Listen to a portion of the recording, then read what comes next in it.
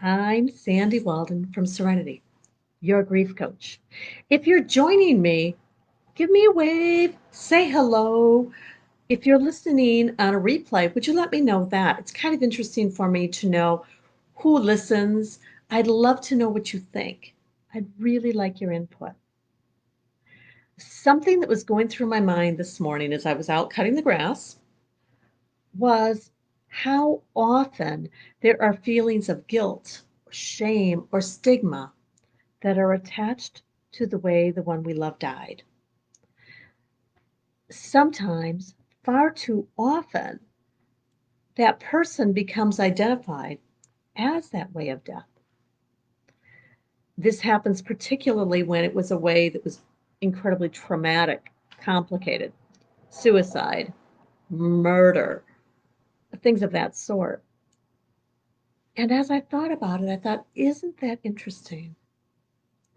Now, I don't think of my son as a suicide, and forgive me if that language hurts, but many people do.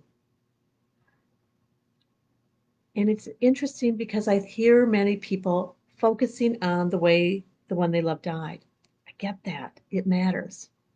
At the same time, I think about all of the people who I love who have died from other means.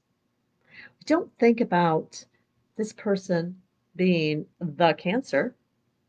We don't think of this person as being the heart attack, the car accident, even when it was something totally unexpected.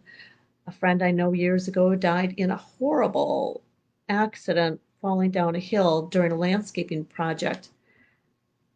That's not the way we think about her. We think about her as T, this wonderful person. So I would like to shift the conversation. When you think about the one you love, it's all right if the way they died is what comes to mind first. It's really normal, especially if it's something recent, something we are not done processing. But I would encourage you to not let the story end there. Expand it. The one you love is so much more than the way they died. My son, Mike, yes, he died of suicide when he was 23 years old. That's a moment in time. But do you know what I know? I know that he was the youngest of three sons. He was playful. He was serious. He loved debates. He loved music of all sorts. He was even writing music. He could be loud and cantankerous, or fun and boisterous. He could also be very, very quiet and personal.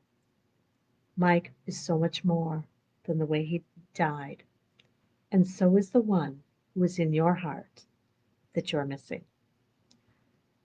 When you talk about the one you love, and I hope you do, please share with me their name. Share with me a little bit about who they are, about the moments that you remember that fill your heart.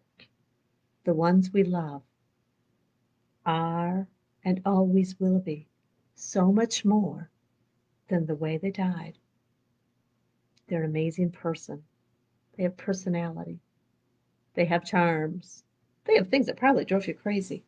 Let's share about those things because it matters. You matter. And the way we think about and remember the one we love is a very important way of honoring them. I'm Sandy Walden with Serenity, your grief coach. If you'd like to talk more about how I can support you on your grief journey, just send me a private message. We'll send up a time to call. For today, I wish you a day of peace, joy, wonderful memories. Namaste.